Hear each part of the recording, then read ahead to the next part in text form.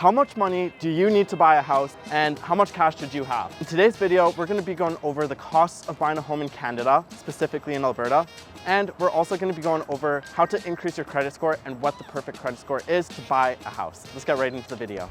Okay, so let's talk about down payments. The minimum down payment you can have is 5%, and that's for homes up to $500,000 that are your primary residence.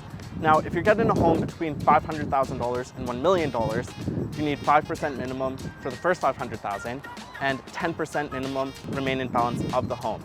Now, if you're getting a home that's $1 million plus, you need to put 20% down. And if you're buying a primary residence, that's when you can put less than 20% down. If you're buying an investment property, you need 20% down no matter which price range you're at. So when you have 20% down, that is what's called an uninsured mortgage, which means you don't need mortgage insurance. Mortgage insurance does not protect you, it actually just protects the lender. That basically just means that you need insurance for your home. So then we have the realtor fees. A lot of people don't really understand how real estate commissions work, so I just wanted to explain that quickly right now. Our fee is 3.5% on the first $100,000 of the home and 1.5% on the remaining balance of the home. Now, typically, the seller pays this entire fee. Occasionally though, very rarely, they don't pay the full fee. And at this point, that's when we would discuss what we do regarding the remaining balance. As a home buyer, you shouldn't expect to have to pay this fee. And you'll always have a heads up, at least when you're working with me, if a seller does not pay this fee, so you can make that decision yourself.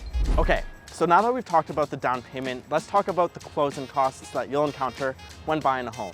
The very first cost you'll have is the appraisal, which is about $315. After that, you will likely need a home inspection, which is between $500 and $700.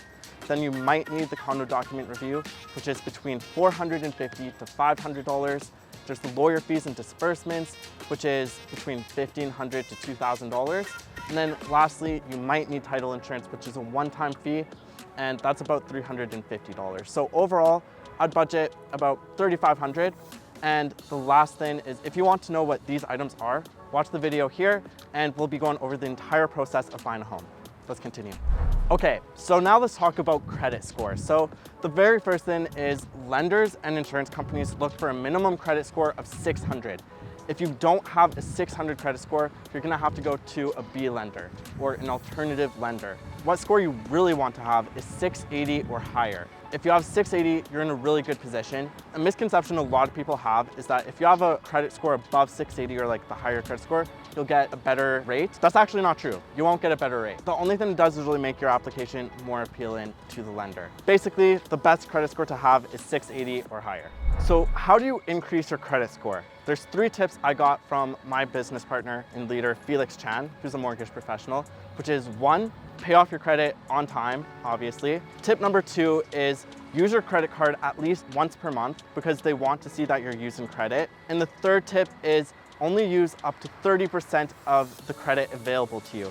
If you're using all of your credit, it shows that you need more money, and lenders don't like that as much. They want to know that you have cash and that you can pay stuff off without borrowing money. Those are the 3 tips, very simple. And if you want advice on your mortgage situation or your financial situation, let me know and I can connect you with a mortgage professional that can help you out. If you want to watch a video teaching you how to buy a house step by step, click the video right here, hit the like button, subscribe, and I'll see you in a second.